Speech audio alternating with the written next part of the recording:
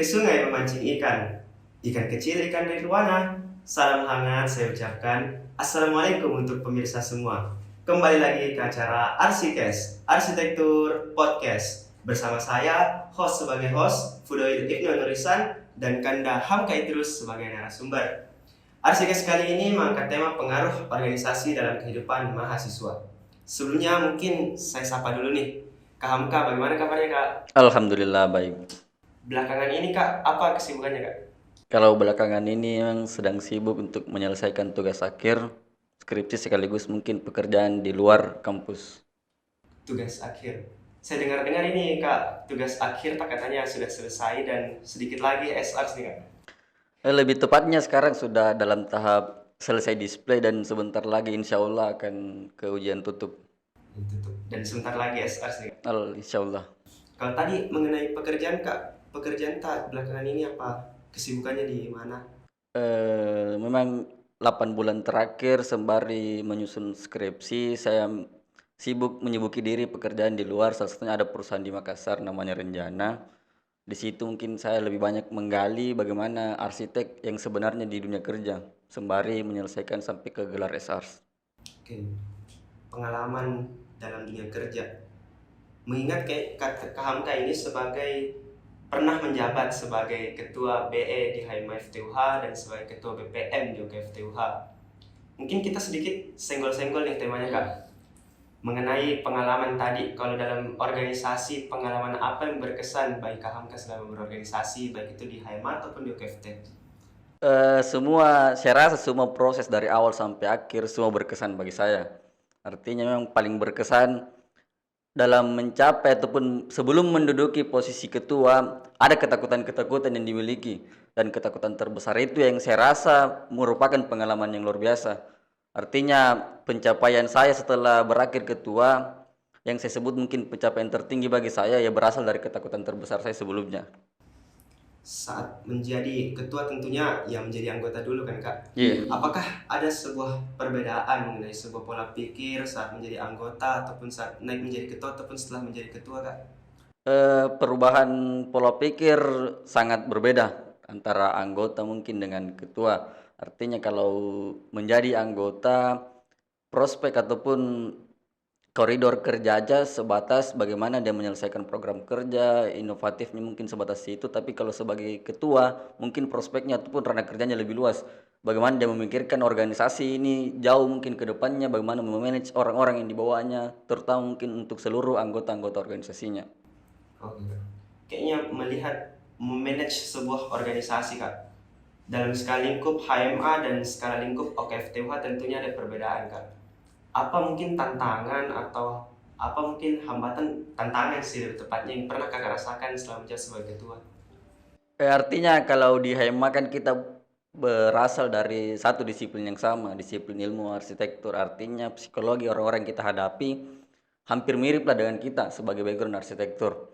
Tapi mungkin tantangan terberatnya ketika dalam ranah OKFT. Kita menaungi ada 13 departemen dengan 13 psikologi berbeda dari setiap anggotanya. Ini tantangan-tantangan tersebut bagaimana menyatukan 13 ini dalam satu naungan merah hitam OKFT. Menurutnya Kakak atau dalam pemikirannya Kakak deh, apa yang membuat Kakak tertarik untuk menjadi sebuah ketua?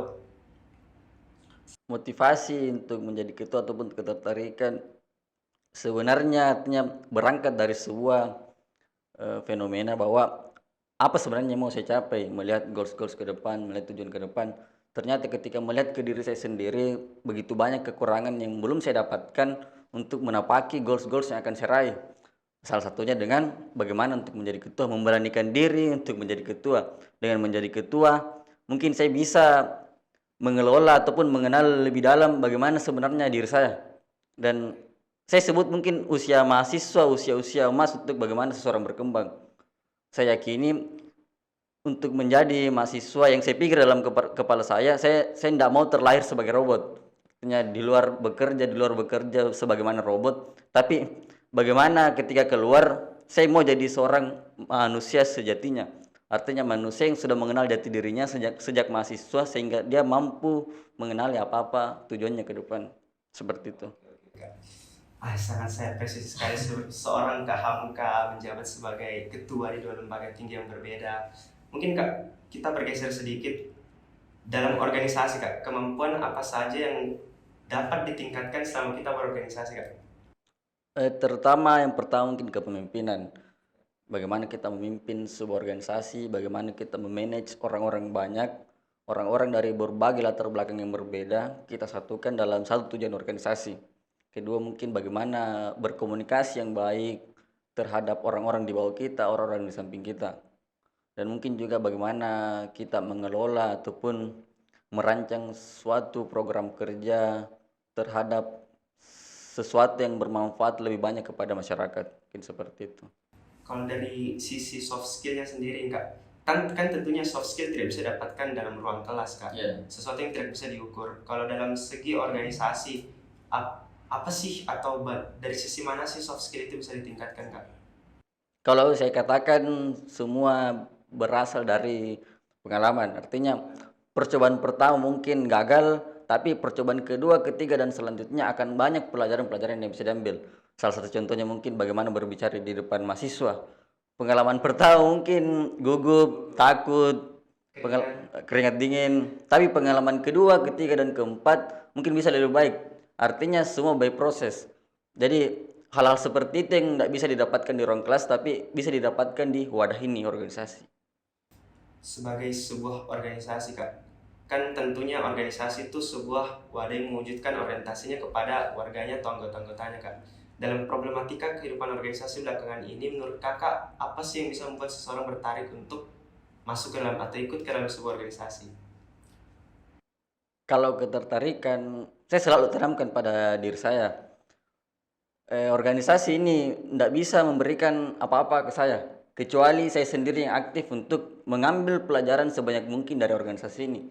Organisasi hanyalah wadah. Jadi saya yang harus aktif untuk bergerak bagaimana mengembangkan diri saya.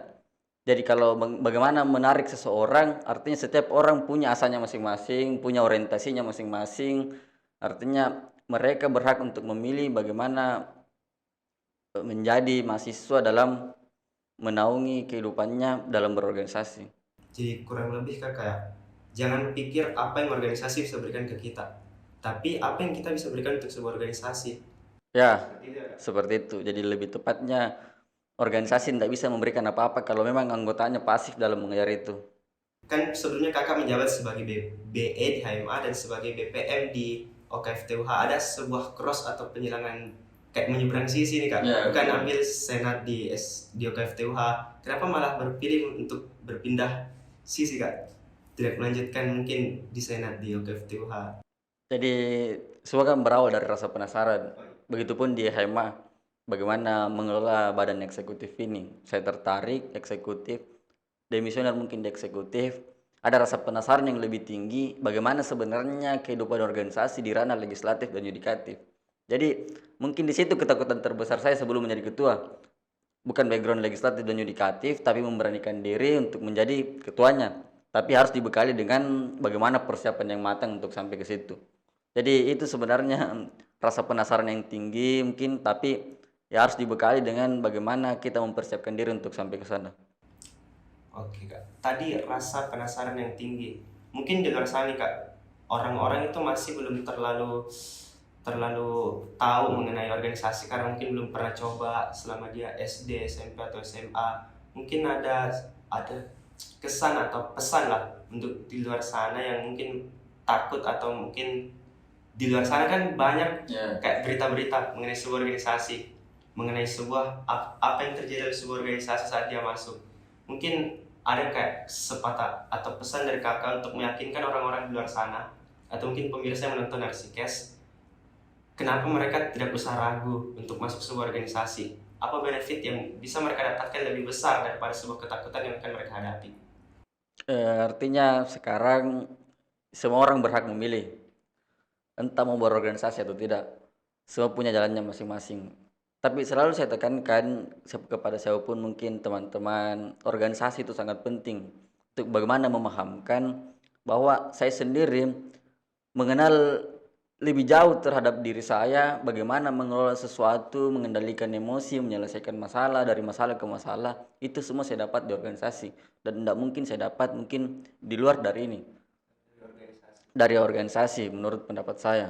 Jadi untuk teman-teman yang lebih mau mengenali dirinya, bagaimana mengelola sesuatu, bagaimana memanage sesuatu, bagaimana hadirnya masalah, kita hadirkan solusi, dari solusi hadir lagi masalah, menghadirkan solusi sampai akhir di pertanggungjawaban, begitu terus sampai akhir siklusnya. Jadi pengalaman-pengalaman seperti itu sebenarnya yang membuat kita jadi pribadi yang lebih baik setelah mengurus di sebuah lembaga.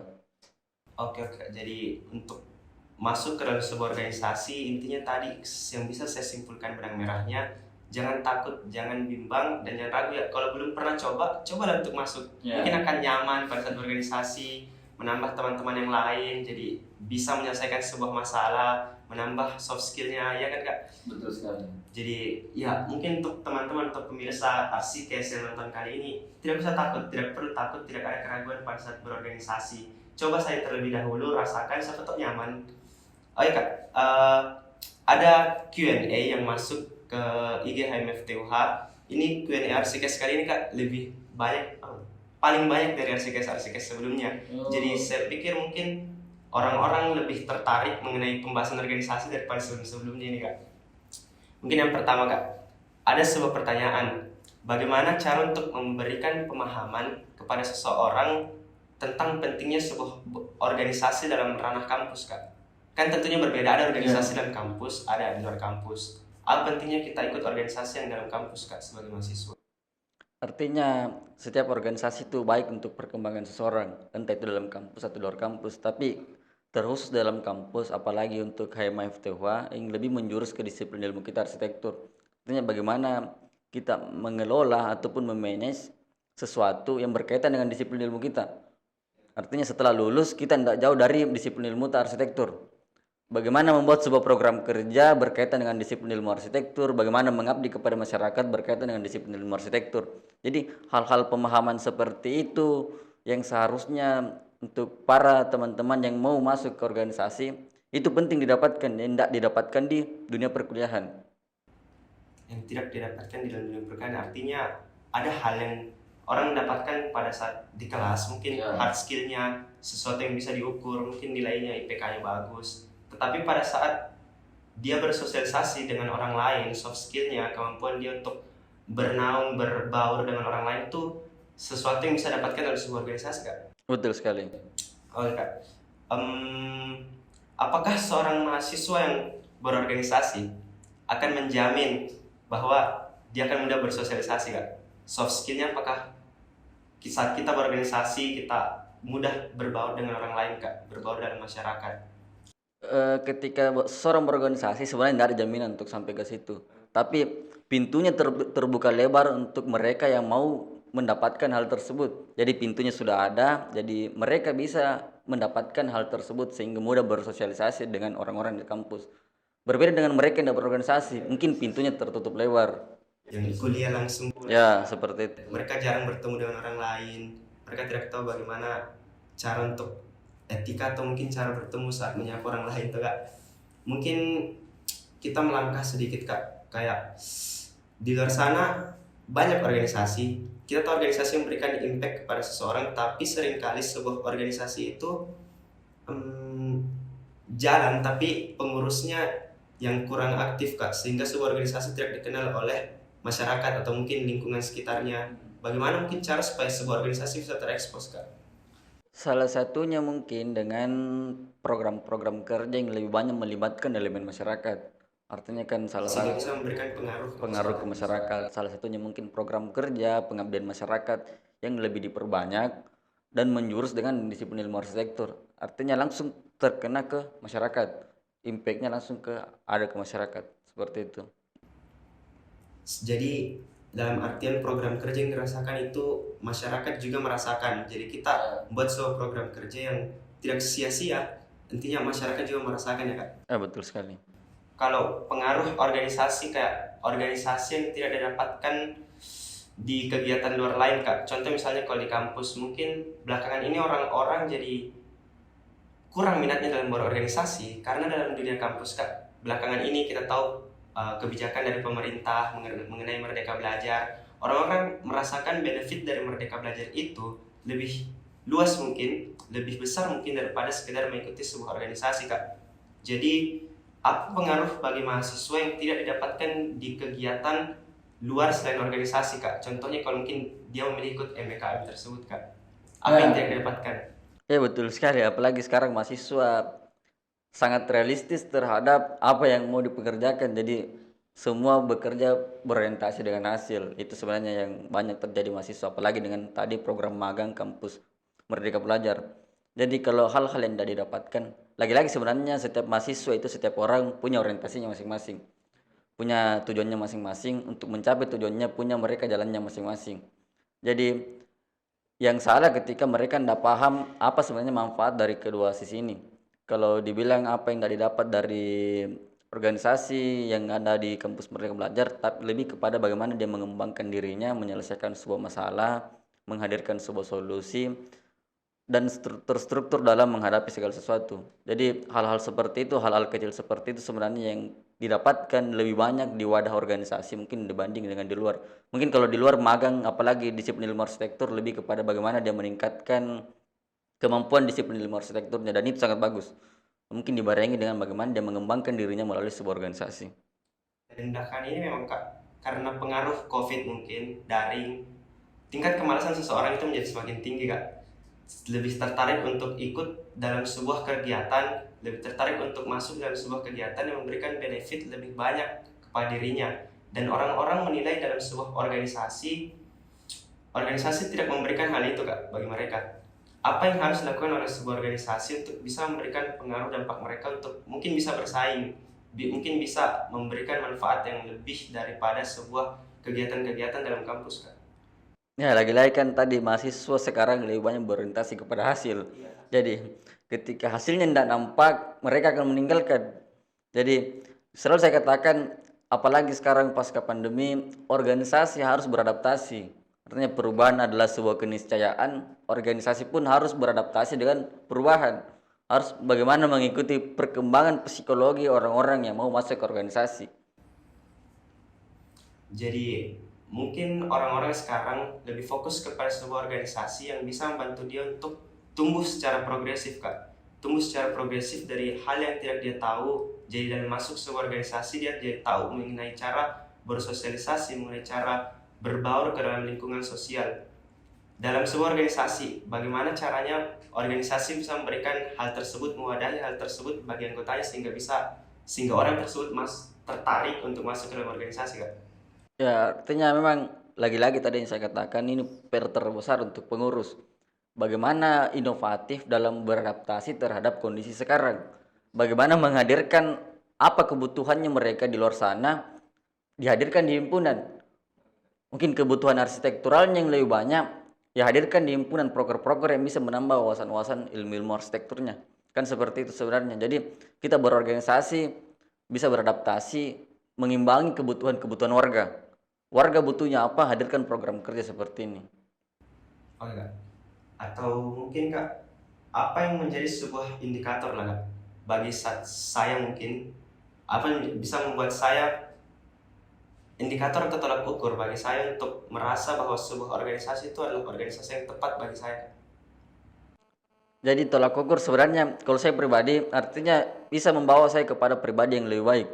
Artinya lebih baik saya mungkin indikatornya standarnya berbeda-beda dengan orang lain.